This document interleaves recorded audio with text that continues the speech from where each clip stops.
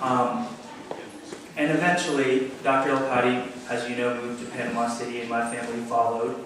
And I lived down the street from the Elkadis. I would play with Mona and Samira, his daughters that were my age. I was always welcome in his house, and we'd always go to conferences, and I learned so much from them. And eventually he married me and my wife, Heather, in 1992. And I was honored to have him do that, and how much I miss his talks and his khutbahs that were so thoughtful and so deep that he would give us on Eid and on Fridays. But in our marriage, he gave us 10 points that Heather and I, till now, look back on and get advice from. And we learned so much from him, and it's helped us maintain a strong marriage. The least of which of one of his points was always to be merciful to each other. And he would always say things that sounded so simple on the surface, but if you really thought about them, you'd see how important they are. And so he married us, and just one short story, I remember Heather and I were in college at the University of Florida in our early 20s, and he came to give a lecture at the University of Florida, and I asked him to stay with us, and he agreed, because that's the type of person he is. Not many people would stay with two 20-year-olds in a little college apartment, but that's what he did. And Heather and I were so excited about him staying with us, to have someone with this kind of knowledge, that we just peppered him with religious questions. We were in our early 20s, we thought everything was black and white, and we were so confused by his answers. We would ask him, you know, should I pray with my hands here or down here? Do I roll my pants up? Is my wife allowed to wear nail polish? And he would respond by saying, how's your relationship with God? Do you believe in God and the prophet? How do you feel about God? And we were almost a little offended. Like, of course, you know, we have the 5 pillars, and we know what we believe, but I want to know the answer to this question. Where do I put my hands? And he would say, well, how would it make you feel if you put your hands here or you put your hands there? And we didn't understand. He left, and I admit we were a little confused.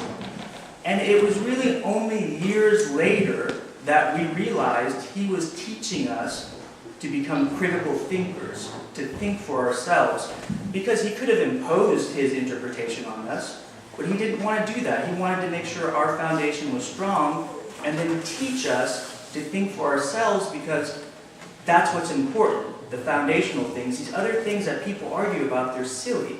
You follow his example and see what he did. He didn't spend his time talking about silly things like that. And so to him we owe a great debt, my family, and that we can never repay. And I pray that we could only do a fraction of what he's done for us, for others, if that's the lesson that we can learn from him. And so that's my personal story. My uncle, Dr. Kamal El-Zawar, is also asked to speak and gives his apologies because he's in Atlanta this weekend. But he did want me to make one point on his behalf, and that is, as you all know, a lot of the doctors that are here because of him.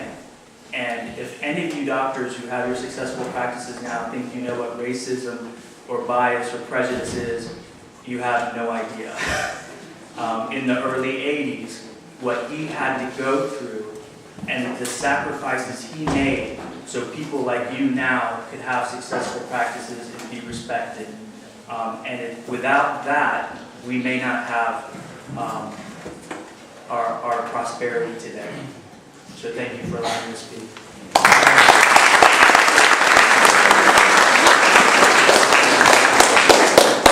You know, another good surgeon, another good brother to talk about, Dr.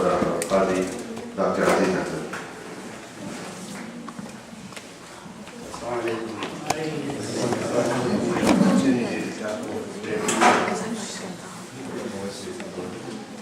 I'm afraid so.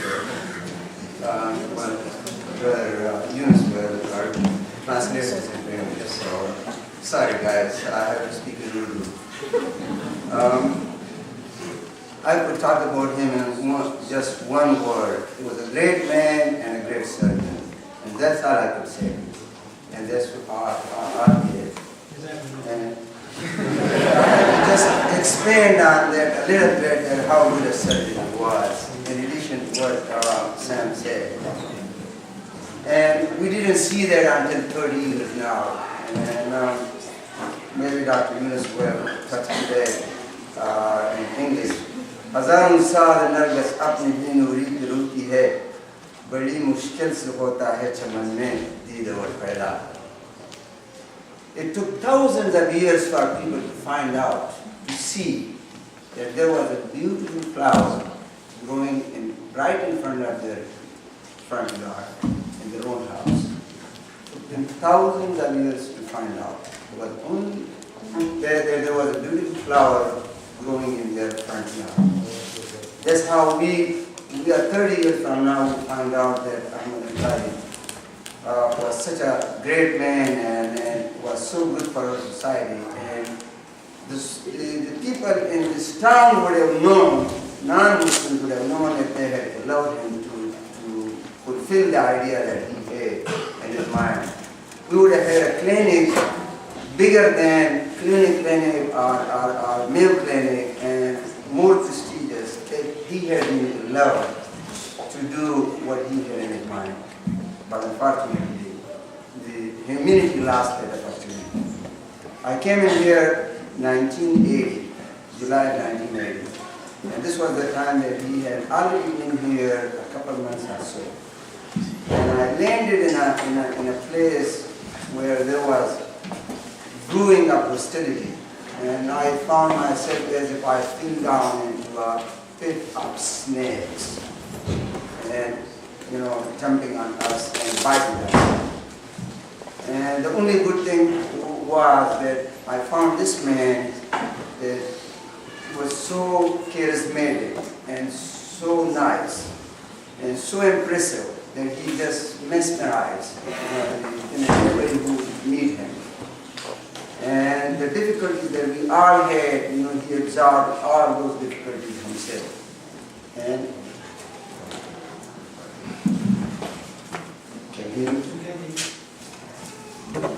I'm sorry.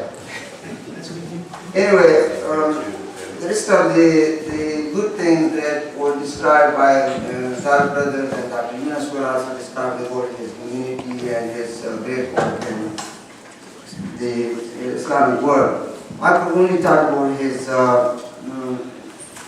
work as a surgeon, and I came very close to him than anybody else would have seen him as a surgeon. I've seen big professors in Pakistan working with, and during my residency and fellowship, I've seen professors sweating on operations. But this man was so patient, he was so confident, and he was such a great surgeon that he would be so quiet and calm, performing the most difficult operations that you could ever do.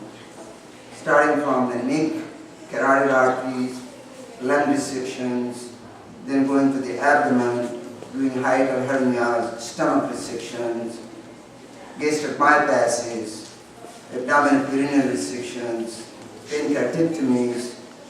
You just name it, the most difficult procedures, he would do those in such a calm and quiet and in serenity that everybody would be observing him that what kind of a technical hand and technical hand this man has gotten. And he would be so good to the patients and the nurses and to the staff that